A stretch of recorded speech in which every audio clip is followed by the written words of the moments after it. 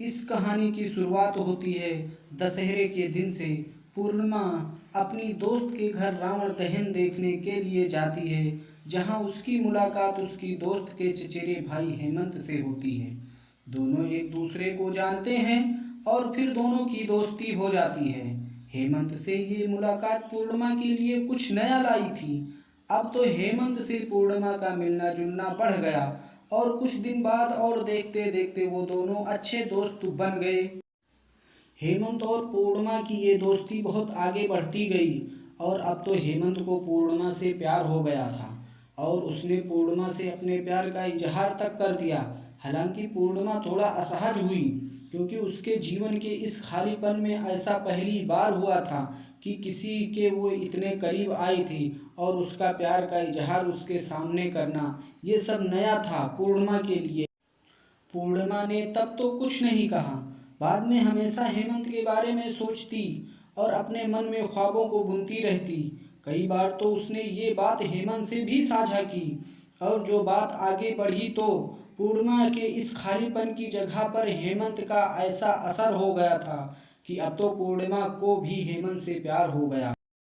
अब दोनों की प्यार परवान चढ़ने लगी थी और दोनों के प्यार की ऊंचाई आसमान छूने लगी थी। बात लोगों तक पहुंच गई थी और बात इतनी बढ़ी कि खबर का दोनों के परिवारों के दहलीज तक आ गई थी। बात जब पूर्णिमा के परिवार तक पहुंची तो पूर्णिमा के परिवार वालों ने पूर्णिमा को काफ़ी समझाया।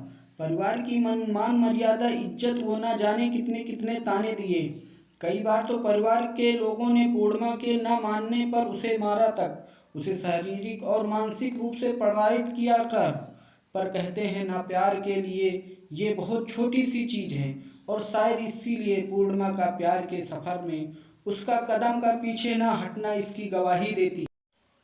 सामाजिक रूढ़वादिता वो परिवार के लाख कोशिश करने के बाद भी जब ये रिश्ता नाकाम होता नहीं दिख रहा था, तो इन दोनों के पक्ष में एक दलीलें थी कि दोनों एक ही जात वो समाज से थे। जब दोनों के इस रिश्ते को नामंजूर करने की सारी कोशिशें नाकाम हो गई तो दोनों की सगाई करवा दी गई। इसे पूर्ण रूप से दोनों की प्यार की जीत तो नहीं कह सकते, पर हाँ, ये एक पड़ाव तो जरूर था शारीरिक व मानसिक प्रार्थना से छुटकारे का। ये एक पड़ाव तो जरूर था समाज के लोगों से मिलने वाले ताने का, और ये एक पड़ाव तो जरूर था उनके मिलने जुलने पर लगी हुई पाबंदी का। बहरहाल दोनों अब एक ऐसे रिश्ते में बंध चुके थे जहां वो अपने शादी के और आने वाले कल के जिसमें वो साथ होंगे के ख्वाब सजो रहे थे। पर कहानी का ये सफ़र यहाँ पर ख़त्म नहीं होता। कहते हैं न नियत जिंदगी के पड़ाव को कब आखिरी पड़ाव बना दे, ये कोई नहीं जानता। कल गणगौर है।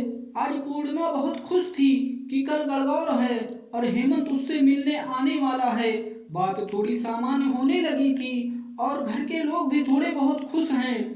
पूर्णिमा खुद को संवारती है, बार बार आईने में खुद को निहारती है। आज बहुत खुश है, मानो चकोर को चांद से मिलने के सारे विघ्न खत्म हो गए हो, सारे इंतजार खत्म हो गए।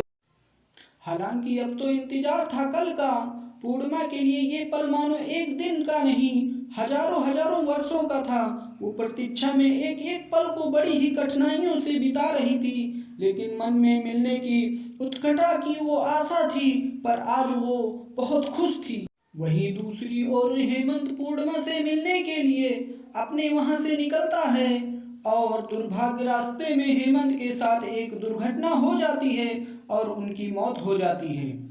इस बात से बेखबर पूर्णिमा उनके लिए प्रतीक्षारत है। पूर्णिमा के परिवार वालों ने पूर्णिमा को ये बात नहीं बताई। इधर हेमंत अंतिम यात्रा पर चलने को तैयार है, उनका दाह संस्कार होने वाला है, तो उधर दूसरी ओर इन सबसे अनजान पूर्णिमा उनके इंतजार में व्याकुल है। उसका मन बेचैन है अपने हेमंत से मिलने के लिए। शायद अंतिम यात्रा में वो हेमंत के साथ हो सकती थी, क्योंकि हेमंत अब इस सफर से लौट बहुत दूर जा बैठे हैं। हेमंत का दाह संस्कार हो जाता है, किंतु पूर्णिमा अपने हेमंत के इस आखिरी सफर और उसके लिए आरंभ ये दर्दनाक सफर से भी अब भी अनजान, एक कभी खत्म न होने वाले इंतजार में ही रहती है। इधर हेमंत की मौत की खबर से अनजान जब पूर्णिमा को उसकी मौत की खबर मिलती है तो पहले तो वो इस बात को स्वीकार ही नहीं कर पाती है, वो ये सदमा बर्दाश्त नहीं कर पाती है। उसका मानसिक संतुलन इतना बिगड़ जाता है कि अब वो जोरों से चीखती है, चिल्लाती है और उसकी जुबान पर एक ही लफ्ज बार बार आता है कि मेरा हेमंत कहीं नहीं गया। मेरे हेमंत जिनके लिए कल मैं पूजा करने वाली हूँ, वो गणगौर के पूजा में शामिल होने जरूर आएंगे। उन्होंने मुझसे ना भूलने का वादा किया है, इसलिए हेमंत जरूर आएंगे, मेरे हेमंत जरूर आएंगे। कभी चीखती है, कभी जोर से चिल्लाती है, तो कभी अचानक अपने आप को सन्नाटे में बदल देती है। फिर उस सन्नाटे को चीरती हुई अपनी चीख पुकार से हमेशा एक ही बात दोहराती है कि मेरा हेमंत जरूर आएगा, मेरे हेमंत मुझे छोड़कर नहीं जाएंगे।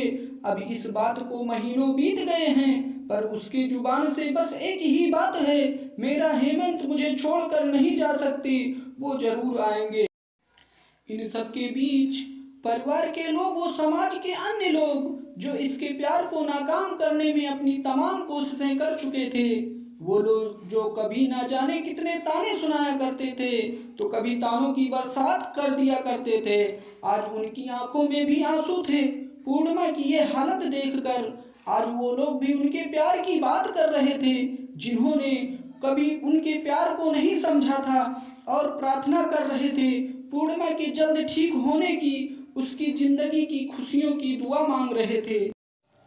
एक ही उम्मीद करूंगा, किसी को जीने नहीं दे सकते तो उसे मरने के लिए मजबूर तो ना करो, किसी का दर्द नहीं समझ सकते तो और दर्द मत दो। तो दोस्तों, मैं उम्मीद करता हूँ कि ये कहानी आप सब लोगों को बहुत पसंद आई होगी। तो मेरे चैनल पर अगर नए आए हो तो मेरे चैनल को सब्सक्राइब करना ना भूलें।